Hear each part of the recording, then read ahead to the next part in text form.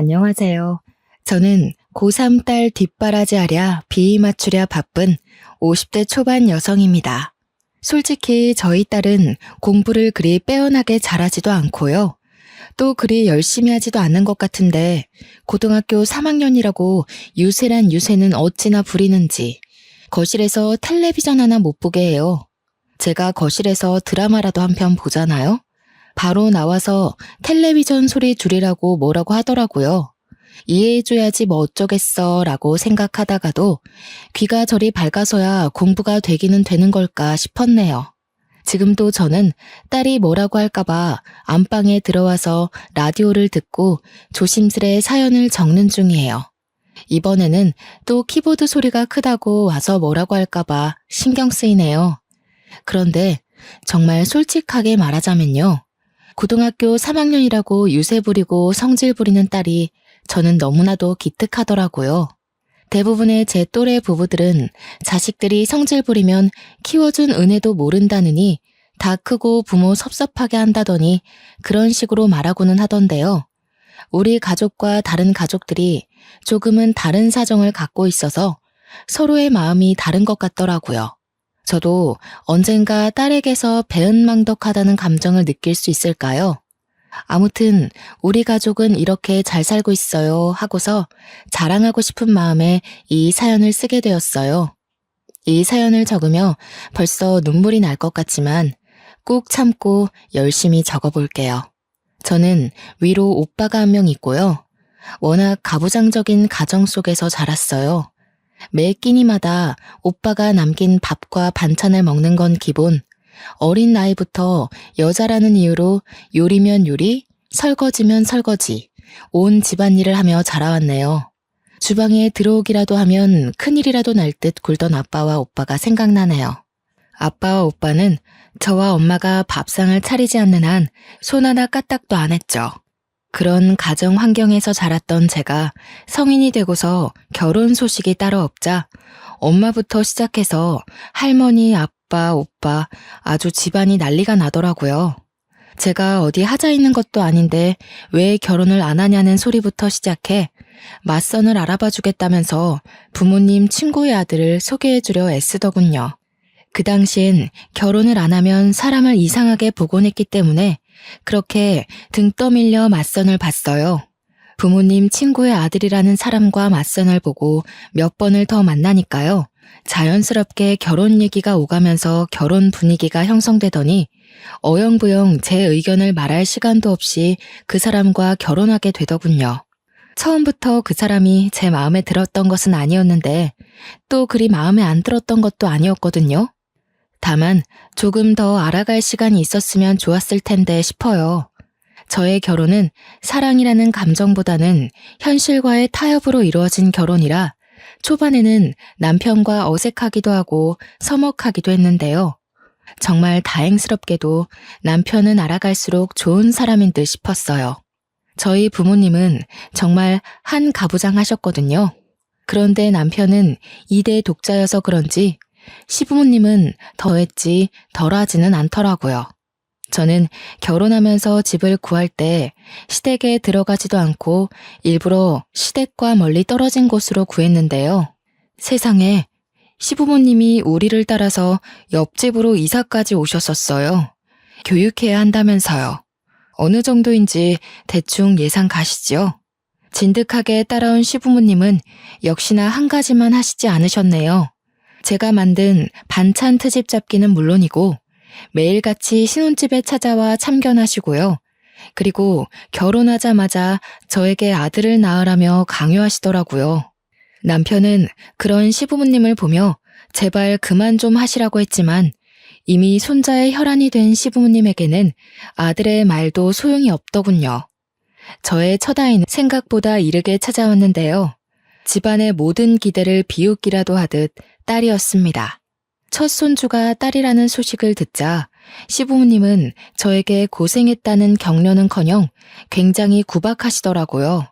그런데 그도 잠시 또 낳으면 된다고 생각하셨는지 시어머님은 저를 위로한답시고 말 한마디 적선하듯 베푸셨습니다. 첫째가 딸이라 아쉽지만 나중에 우리 장손 볼 거 생각하면 오히려 더 좋은 거일 수도 있겠지. 첫째가 장손을 많이 챙겨줄 테니까 말이다.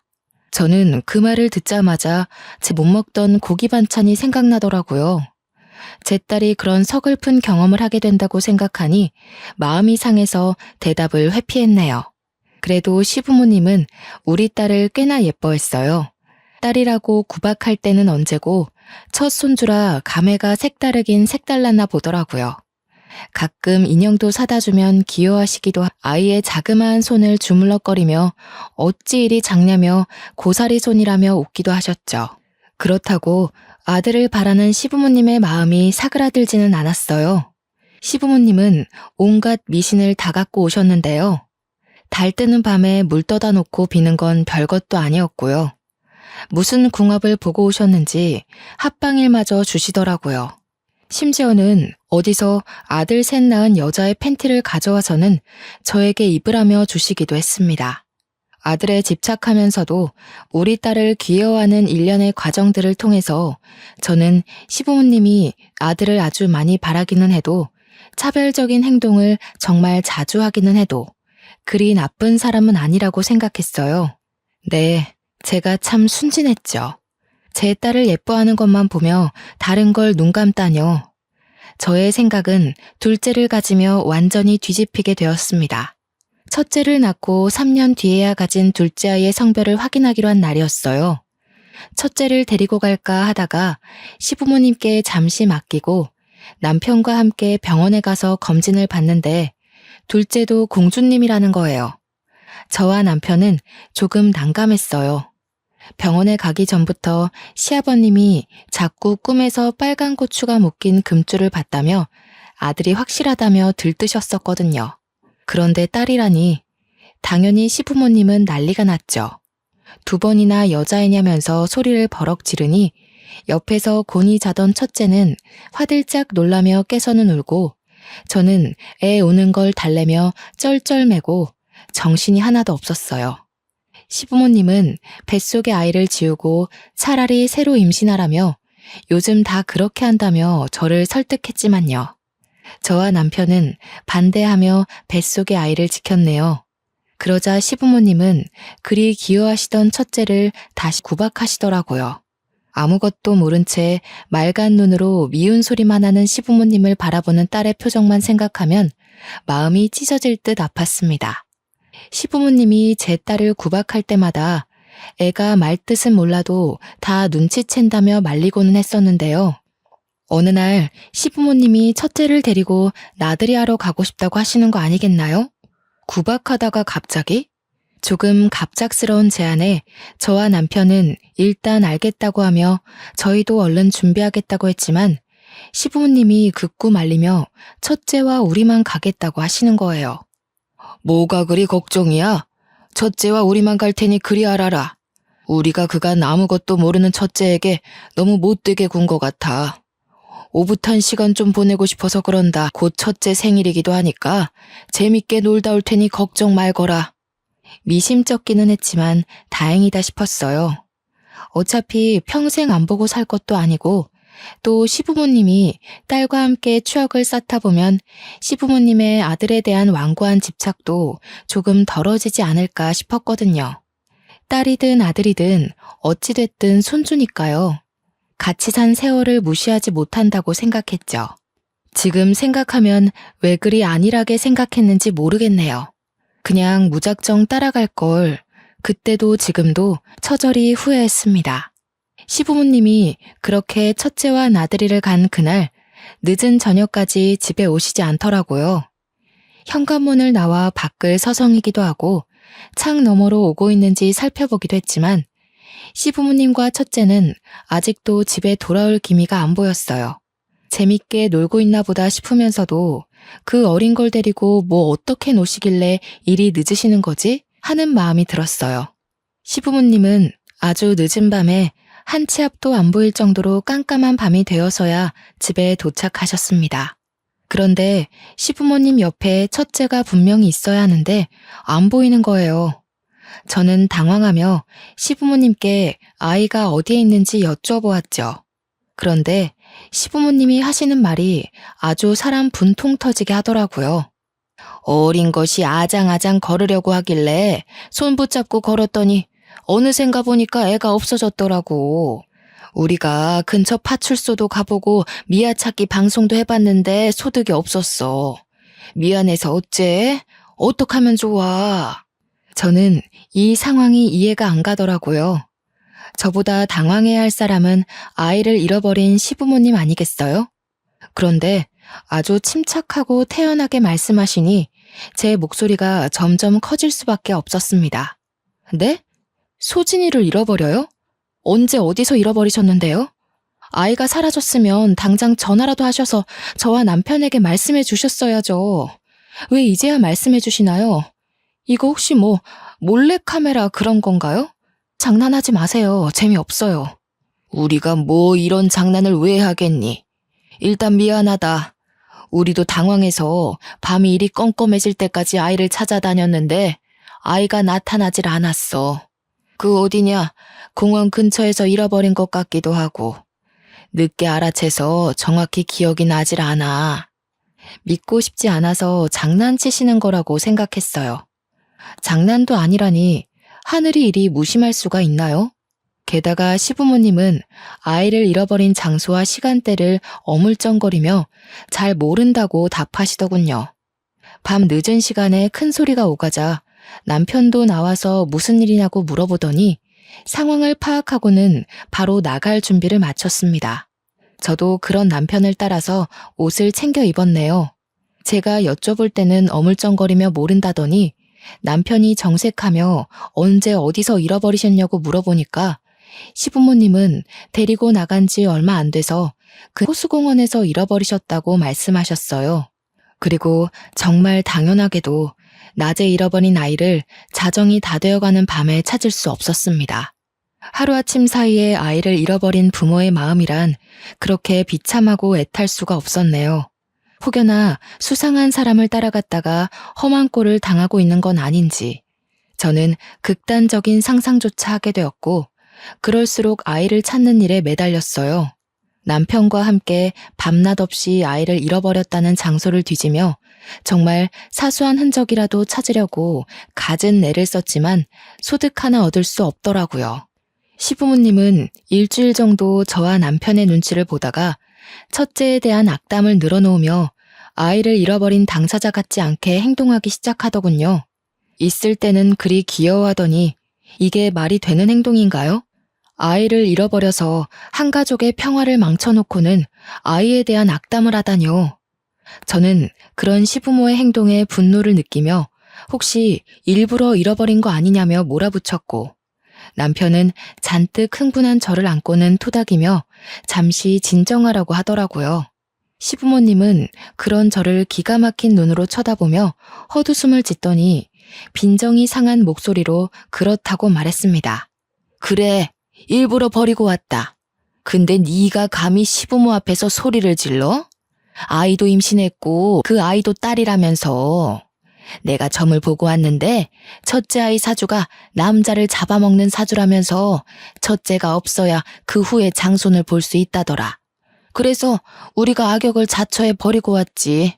지금이야 힘들겠지만 분명 나중에는 감사해야 할 거다.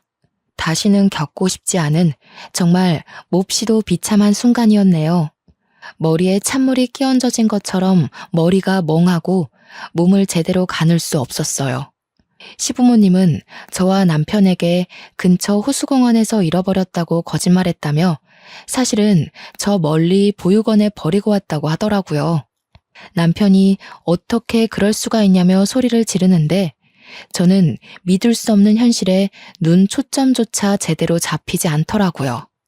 어디에다가 내 딸을 버렸냐며 울부짖는 남편의 목소리와 그저 때되며 고마워할 거라는 말만 하는 시부모의 말이 번갈아 가듯 허공을 맴돌더니 저의 가슴에 비수가 되어 꽂혔고 광경을 가만히 바라보던 저는 갑자기 배가 너무 아프고 머리가 어지러워 결국 쓰러지고야 말았습니다. 일어나니 병원이었고 그 모든 게 꿈이 아니더군요. 남편은 저의 손을 붙잡은 채 울고 있었어요. 안 좋고 힘든 일은 왜 항상 겹쳐서 오는지. 그때는 하늘이 너무 무정하게 느껴지고 이 모든 상황이 원망스러웠습니다. 남편이 저에게 미안하다며 뱃속에 품은 지 몇 달도 안 된 둘째를 보내줬다면서 우는데요. 제가 위험해서 수술에 동의했다면서 그리 하염없이 우는데 그런 남편을 보면서도 저는요, 눈물 한 방울조차 안 나오더라고요. 두 명의 아이를 이렇게 쉽게 잃을 수가 있나? 현실 같지 않고 악몽을 꾸는 것 같았어요. 저는 몸부터 회복해야 했기에 그때 남편이 참 고생을 많이 했었죠. 첫째를 찾기에는 둘이서도 버거울 텐데 남편은 입원한 저까지 챙겨가며 첫째를 찾아야만 했습니다. 그러니 우리의 모든 노력은 물거품이 되어버렸고 우리는 두 아이를 모두 한순간 잃어버렸다는 걸 인정할 수밖에 없었네요. 시부모님과의 관계는 끝을 모르고 최악으로 향했죠. 여기서 어떻게 더 최악일 수 있을까 싶었는데요. 최악에도 정도가 있는지 그럴 수가 있더라고요.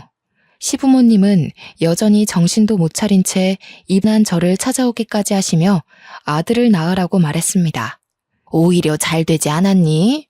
또 딸을 낳으며 시간을 낭비하는 것보다는 바로 한 번에 남자애를 낳는 게 너에게도 좋은 선택지일 거다. 애 낳는 게 얼마나 힘든 일인데. 지금이야 네가 많이 힘들겠지만 그래도 아들 하나 낳고 보면은 모든 게 다 나아질 거야. 누구 때문에 자식을 둘이나 잃었는데 이가 바득바득 갈리더군요. 반성조차 하지 않는 태도에 시부모님이 과연 사람이기는 한 것인지 의심이 갈 정도였네요. 인두껍을 쓴 인간, 아니 그보다도 못한 무언가로 느껴졌죠. 남편은 너무나도 지친 얼굴로 그런 시부모님을 바라보다 한마디 했습니다. 그게 대체 사람이 할 말입니까? 이게 대체 사람이 할 짓이고요. 왜 이렇게 악독하게 변해버리셨나요?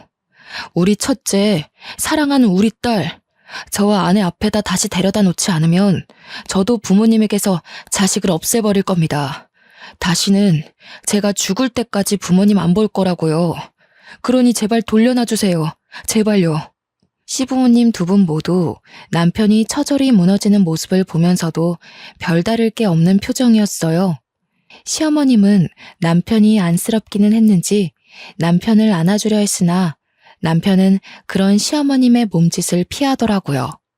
시아버님은 찌타고 혀를 한번 차시더니 말씀하셨네요. 아직도 정신을 못 차린 게야. 정신머리 빠져가지고는 어디서 큰 소리를 내?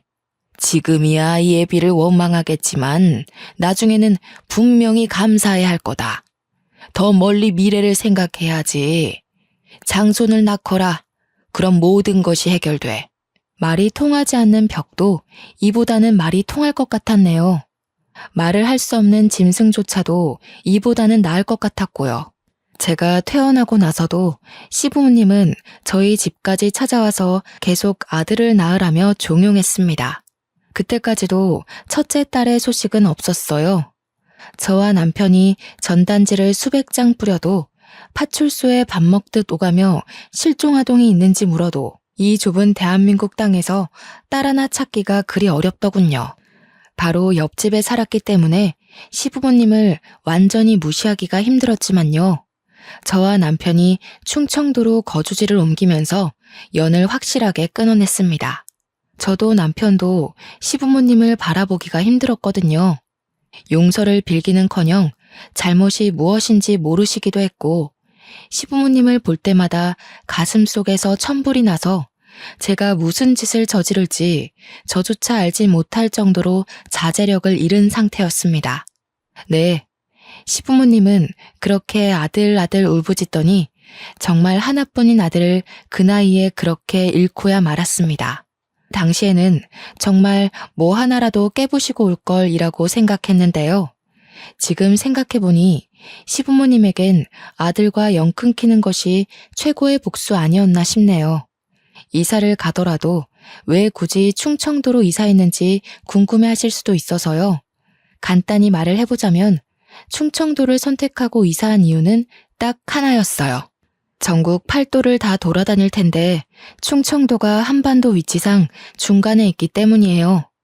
시부모님이 보육원의 첫째를 버리셨다고 하니 보육원이란 보육원은 다 찾아서 전화하고 전국을 다 돌아다니기로 했죠. 남편은 다니던 직장마저 관둔 채 그리 시간을 보냈네요. 거주지를 옮겨가며 애타게 찾기를 반년.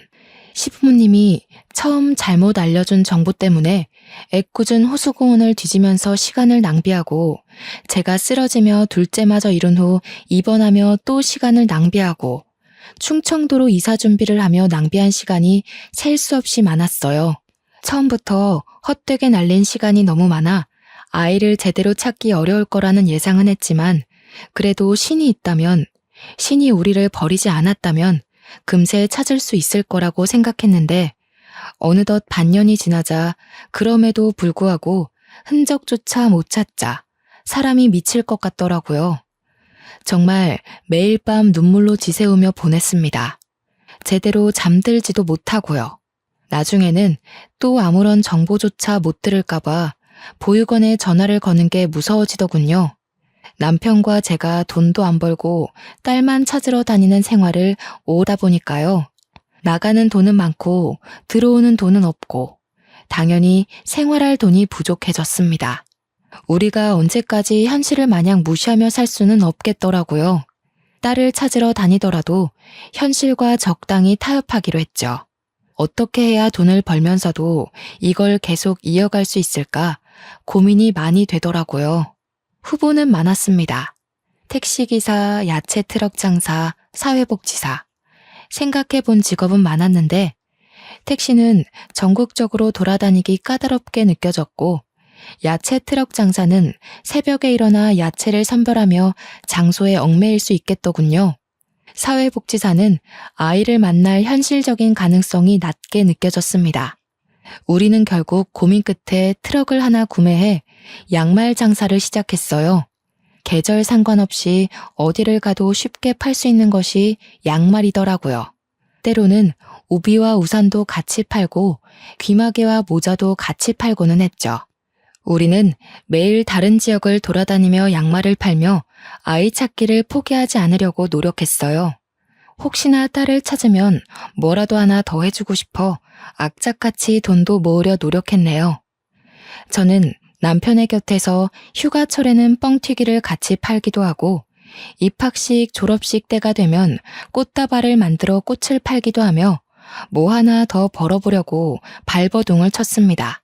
그러다가 부모에게 꽃다발을 건네받으며 환하게 웃음 짓는 학생들을 보기라도 하면 그날 하루는 부러움과 죄책감에 휩싸여 날리기도 했네요. 저와 남편은 인생을 갖다 바쳐가며 딸을 찾아다녔지만 아이의 머리카락조차 보지도 못하고 소식조차 듣지 못하는 날들만 늘어가더라고요.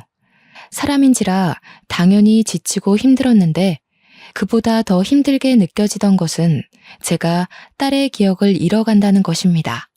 어느 순간 딸의 목소리가 어땠는지 기억이 안 나고 사진을 보지 않으면 딸의 얼굴마저도 희미하게 기억나더군요. 분명히 존재하던 딸의 존재는 저에게서 그리고 남편에게서 점차 희미해져 갔습니다. 포기할 수는 없었어요. 제가 10달을 배에 품고 직접 낳아 몇 년을 애지중지 키운 딸아이였고 눈을 감으면 자세히 기억은 나지 않아도 배시시 웃는 미소는 떠올랐거든요. 사진을 한 장 갖고 다니며 딸아이를 덧그리다 보니 시간은 참 빠르게 흐르더라고요. 모든 일을 제쳐두고 아이만 찾아다니는 생활을 한 지 5년이 넘어가자 주변에서는 슬슬 아직 늦지 않았으니 자식을 하나 더 낳아서 키우는 게 어떻겠냐는 소리를 조심스레 하기 시작했습니다. 그 사람들을 이해 못하는 것은 아니었어요. 말이 5년이지 그리 짧은 시간은 아니잖아요. 그 시간 동안 아이를 못 찾았다는 것은 가망이 없다는 것과 같다고 생각했겠죠. 그 사람들 입장에서는 더 늦어지면 새로운 아이마저 못 낳을 수 있으니 저와 남편이 걱정되어서 조언을 해준 거겠지 싶었어요. 그런데 그렇게 머리로는 이해를 하겠는데요. 자식을 잃은 부모 입장에서는 그 말을 좋게 들을 수가 없었네요. 사람은 적응의 동물이라고 하잖아요. 저도 남편도 아이를 찾아다니며 기대했다가 체념하는 것에 점차 익숙해져 갔네요. 5년이 6년이 되고 6년이 어느새 7년, 8년, 눈 떠보니 10년이 되더라고요. 네, 아이를 찾아 헤매인 지 10년이 되던 날, 저와 남편은 어떤 변화를 맞이하게 되었습니다. 솔직히 강산도 변하는 그 정도의 시간이 흐르니 저는 반포기 상태였어요. 가망이 없다고 생각해 아이 찾기를 그만두고 싶어도 혹여나 하는 마음에 그만둘 수가 없어 못 그만두는 거였죠. 아이가 잘 살아있다면 중학생이 되어 있겠지 싶었지만 이제는 사진이 없으면 아이의 얼굴을 떠올리는 게 쉽지 않고 또 어떻게 변해 있을지 머릿속으로 그리는 게 어려워지더라고요. 남편은 자포자기한 듯한 저에게 희망을 불어주려고 노력했네요. 저에게 올해는 아이를 찾을 수 있을 것 같다며 확신이 든다고 말하더군요. 근데 그런 말은 매번 꾸준히 해왔고 꾸준히 들었기에 신뢰가 가지는 않았습니다. 그날도 여느 때와 비슷하게 흘러가는 하루였어요. 양말을 가득 실은 트럭에 올라타 낯선 도시에 가서 양말을 파는 거요. 양말 여러 켤레를 사고 뻥튀기 한 봉지까지 야무지게 산 어떤 손님 한 분이 문득 무슨 사정이 있냐며 물어보시더라고요.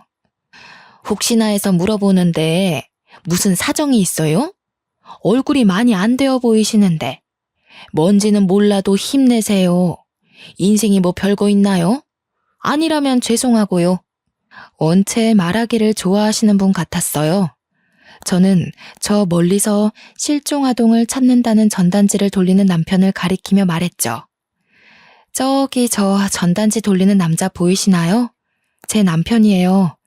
아이를 잃고서 트럭 하나에 몸담고 떠돌아다닌 지가 10년이네요. 그 세월 동안 우리 아이는 무얼 하고 있을지 생각하면 이 생활을 그만둘 수 없었어요. 제 얼굴이 많이 고단해 보이나요? 뭘 어쩌면 좋을지 몰라서 그런 것 같네요.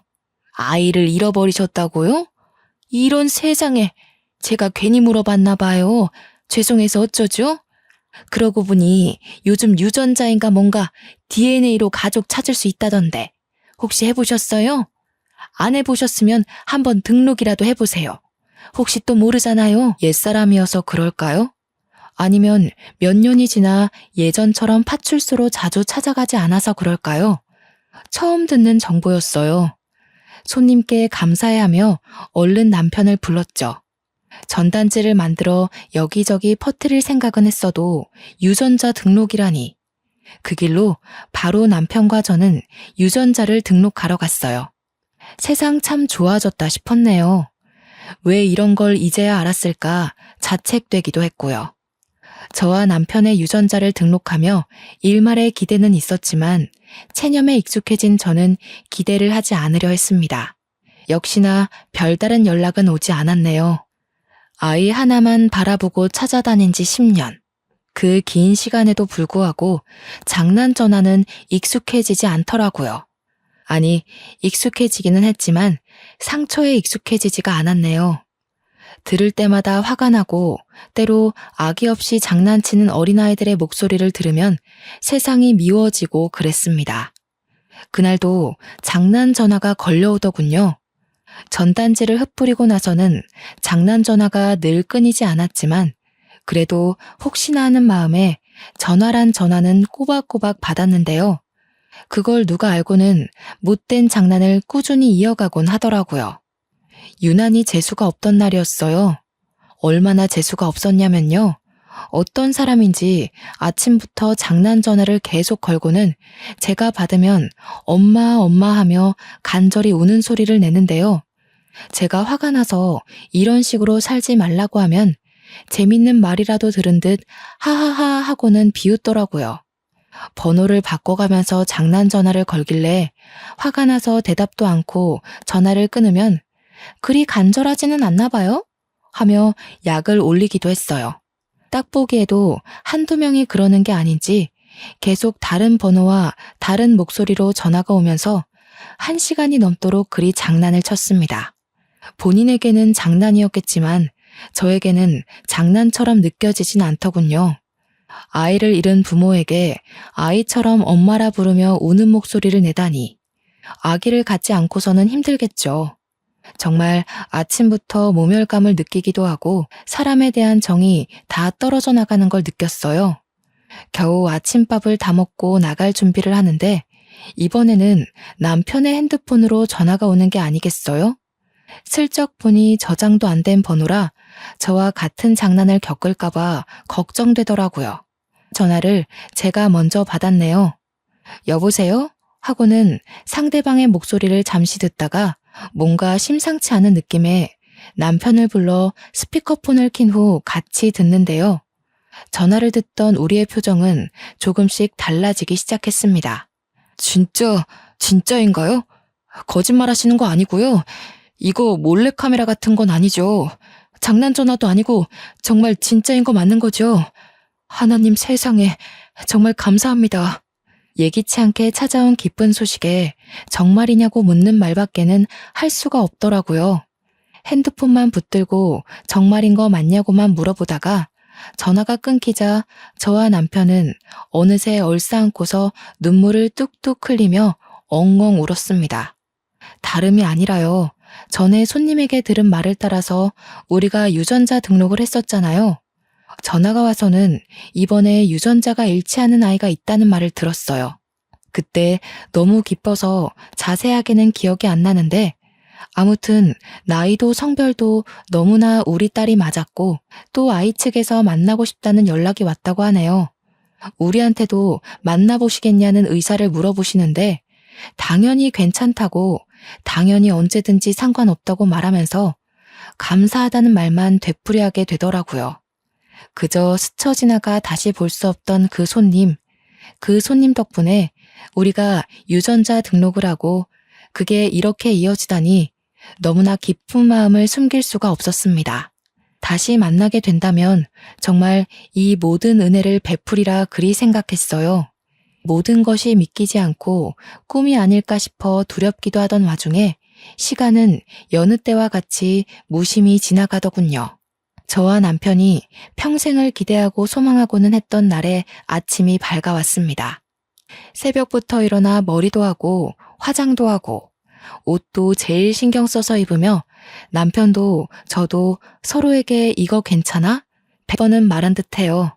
누구를 만나러 간다고 해도 이렇게까지 신경 쓴 적은 없었는데 잃어버린 우리 딸을 만나러 간다니 온몸이 떨리고 우리 딸 마음에 쏙 들고 싶어서 잘 보이고 싶어서 머리부터 발끝까지 신경을 쓰게 되더라고요. 약속 장소에 도착하자 심장이 막 쿵쾅거리고 불안하기도 하고 그냥 벌써부터 눈물이 나올 것 같았습니다. 남편도 긴장이 됐는지 주차를 하면서도 손을 미세하게 떨더라고요. 차문을 열고 나가기 전에 서로 심호흡을 하며 격려해 주었죠. 괜찮을 거야. 우리 딸이 부담스럽지 않게 하자. 우리가 꿈꿔왔던 날이니까 걱정하지 말자. 저와 남편은 서로의 손을 꽉 붙잡고 건물 안으로 조심스레 들어갔어요. 들어가자마자 어떤 중학생쯤 되어 보이는 아이가 앉아있는 게 눈에 박히더군요.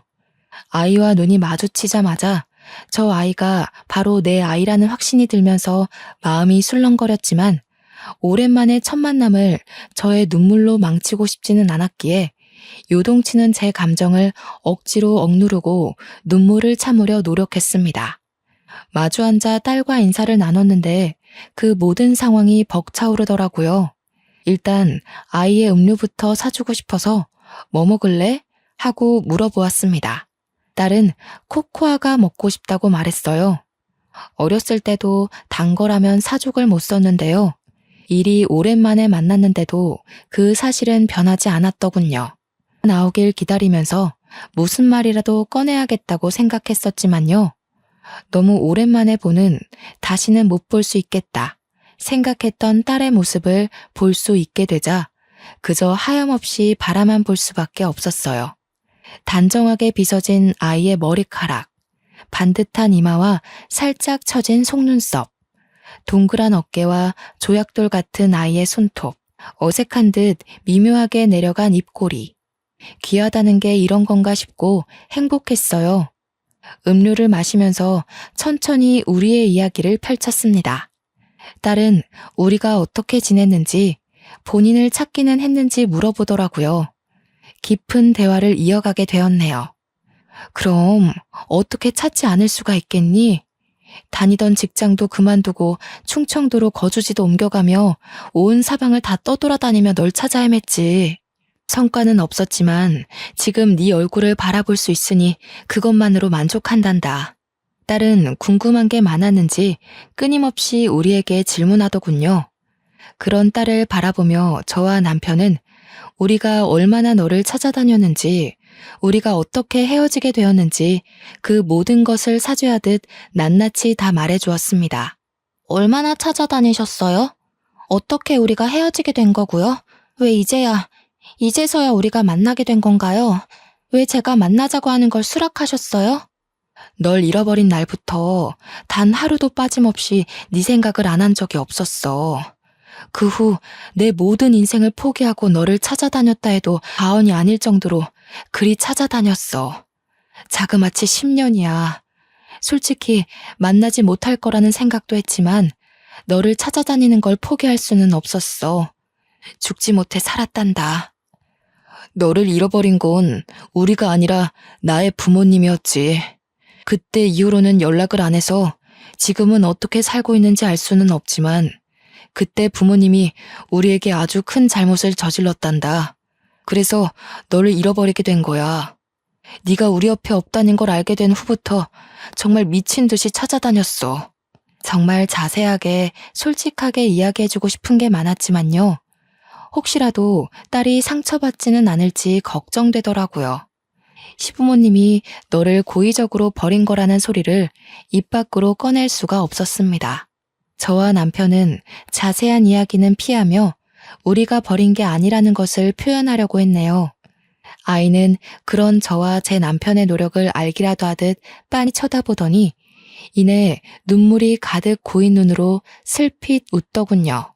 그 어린 것이 어느새 일이 다 컸는지, 왜 이제야 만나게 되었는지, 아이의 어른스러운 표정을 보며 저는 울고 싶었네요. 아이는 울음을 참으려 애쓰면서 본인은 어떻게 살아왔는지에 대해 말하기 시작했습니다. 저에게도 이런 가족이 있다는 게 너무 신기하기도 하고 행복해요. 저는 그저 보육원에 들어가 제가 어릴 때 입양을 가게 되었다고 들었거든요. 솔직히 제가 버림받은 기억이나 보육원에서의 기억은 아예 없어서 얼마 전까지만 해도 제가 입양아인 줄도 몰랐어요. 아이는 보육원에 버려졌고 그대로 그 보육원에서 지내다 입양을 가게 되었다고 하더라고요. 아이는 너무 일찍 입양을 가게 되어서 그 시절에 대한 기억이 하나도 없다고 했어요. 저와 남편에 대한 기억은 있는데 그마저도 형체와 목소리가 흐릿하게만 기억나서 본인을 키워준 양부모와의 기억인 줄 알았다고 해요. 그래서 입양아인 것을 알게 된 후에야 그게 친부모와의 기억이었구나 생각했다고 말했습니다. 본인이 입양아인 사실조차 몰랐다니 그래도 양부모가 잘 대해줬구나 싶었네요. 아이가 너무 힘들게 살아오지는 않아 보여 다행이라고 생각하고 있는데 이어지는 아이의 말에 제 마음은 그저 안타까움과 죄책감에 휩싸였어요. 저는 제가 입양아인 줄도 모르고 자랐는데요. 저에게 그렇게 잘 대해주던 부모님이 이혼을 하게 되면서 순식간에 변하더라고요. 그러니까 양아빠의 바람으로 이혼을 하게 된 거였는데 서로 싸우다가 저에게까지 화풀이하고 싶었는지 제가 입양아라서 그렇다면서 소리치더라고요. 이럴 줄 알았으면 데려오지 않았다고. 아이 스스로 입양아인 사실조차 모를 정도로 잘 대해주셨던 아이의 양부모는 남자의 바람으로 이혼을 하게 되면서 아이와의 관계를 끊어냈나 봅니다. 그 당시에는 아이가 적나라한 사실을 숨기려고 들어서 물어보지는 못했어요. 나중에 뒤늦게야 알게 된 것인데 양부모가 이혼을 하는 과정에서 아이의 양육을 두고 싸웠다고 했어요. 아이에게 넌 입양하니까 네가 누구 따라갈지 고르라는 폭력적인 행태를 부리며 아이가 입양아인 것을 밝혔다고 하더라고요.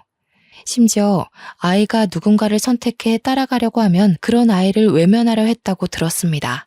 그 과정 속에서 아이는 큰 상처를 받았고 결국 서로의 합의하에 이와 더불어 파양 신청을 하고 연을 끊었다네요. 나름 행복하던 가정이 산산조각이 난 것이죠. 아이도 동의를 했다고는 하지만 그렇게 양부모와의 끝이 좋지 않았으니 아이는 얼마나 큰 상처를 받았을까요? 아이는 머쓱하게 웃으며 말하더군요. 사실 그때부터 정신과 진료를 받기 시작했어요. 처음엔 화도 나고 그랬는데 시간이 지나면서 상담이 필요하겠다고 생각했거든요. 지금도 꾸준히 상담받고 있어요. 근데 정신과 다닌다는 얘기를 처음부터 하기가 좀 그래서 숨겼어요. 저를 그리 오래 찾아다니셨는데 혹시나 저한테 실망하실까 싶어서요. 왜 좀 더 일찍 찾지 못했을까 하며 저 자신에게 화가 나더라고요. 마지막에 가서는 아이를 못 찾을 거라 지레짐작하고 포기할 뻔했었는데 그것도 생각나고요. 제가 그러고 있을 때 아이는 양부모에게 직접적으로 상처를 받고 있었겠죠. 아이의 양부모에게도 당연히 분노하게 되더군요. 이렇게 쉽게 파양을 할 거면 애초에 왜 입양했나요? 아이에게는 그저 후회스럽고 미안하기만 했습니다. 애초에 잃어버리지 않았다면 시부모님이 아이를 데리고 나들이 간다고 했을 때 그냥 따라갔더라면 아이가 상처받고 스스로 정신과 진료가 필요하겠다는 생각을 하지 않았겠죠. 정신과 진료가 나쁘다는 것은 아니지만 아직 고등학생도 채 안 된 아기가 정신적으로 많이 힘들어하는 걸 보니 근본적 원인이 없었다면 일하는 가정을 안 하기가 힘들더라고요. 사실 유전자 등록하는 것도요. 처음에는 무섭고 겁이 나서 알고도 등록은 안 했었어요. 저를 몇 년이나 키운 양부모님도 저를 내쳤는데 친부모마저 저를 버렸다는 걸 알면 너무 속상할 것 같아서 겁이 나더라고요. 저를 애타게 찾고 있었다는 긍정적인 생각은 할 수가 없었어요. 이미 너무 상처받아서 부정적인 생각부터 들었거든요. 친부모마저 본인을 버렸다는 걸 알면 너무 속상할 것 같아서 겁이 났다는 아이의 말. 그런데도 아이는 결국 유전자 등록을 했죠. 아이의 사정을 다 알고 있던 정신과 의사 선생님이 제안했다고 하더라고요. 그래도 한 번은 용기를 내서 검사를 받아보는 것이 낫지 않겠냐며 조언도 해주고 용기 또한 주셨다고 했어요. 정말 감사한 분이시죠. 우리가 유전자 등록을 해봤자 아이가 등록을 안 하면 이렇게 마주보고 있을 수 없었으니까요. 아이는 정말 몇 날 며칠을 밤새워 고민하다가 떨리는 마음을 부여잡고 DNA 등록을 했는데 우리를 만나니까 의사 선생님께 너무 감사하다며 울먹였습니다. 용기를 낸 결과가 너무 좋게 나와서 제대로 된 가족을 만나서 너무 행복하다고 하더라고요. 그런 아이를 꼭 안아주다가 저도 눈물이 나왔네요. 남편은 옆에서 펑펑 울더라고요. 아이보다 더 우는 것 같아서 웃음이 조금 나왔습니다. 갑작스럽지만 그래서 더 행복한 재회를 하니까 이게 꿈이 아닐까 간절함에 나도 모르게 내가 만들어낸 상상이 아닐까 싶어서 스스로 볼도 꼬집어보고 그랬는데요. 볼이 아픈 걸 보니 현실이구나 싶어 실실 웃음만 나더라고요. 아주 아기 일정만 기억하다가 불쑥 큰 아이의 모습을 보니 정말 우리를 빼닮았구나 싶기도 하고 그 사이의 공백이 아쉽기도 했습니다. 둘째도 생각이 나면서 얼굴도 보지 못하고 수만 번 제대로 내보지 못한 아이는 어쨌을까 싶었네요. 정말 별 생각 다 했죠. 아이와는 서두르지 않으려고 했어요. 10년 만에 공백이 피가 이어졌다는 이유로 금세 없어지지 않으니까요.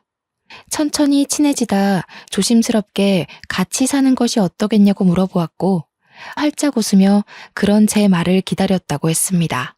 어차피 갈 곳도 없었다며 응답을 하는데 마음이 조금 아팠네요. 그때 아이가 중학생이었고 눈 깜짝할 새에 몇 년이 지나 지금은 고등학교 3학년이 되어서 이번 수능을 본다고 대학 입시를 준비한다고 유세란 유세를 다 떨고 있답니다. 저와 남편은 아이의 고3 히스테릭에 요즘 살얼음판 걷지만요. 너무나도 행복해요.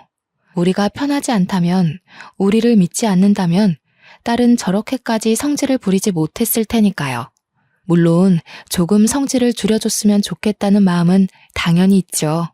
점점 심해지는 것 같기도 해서 딸의 이런 모습을 좀 더 즐긴 후에 조심스레 말해보려고요. 아이를 잃고 다시 찾기까지 참 여러 일이 있었고 많은 시간이 지났네요.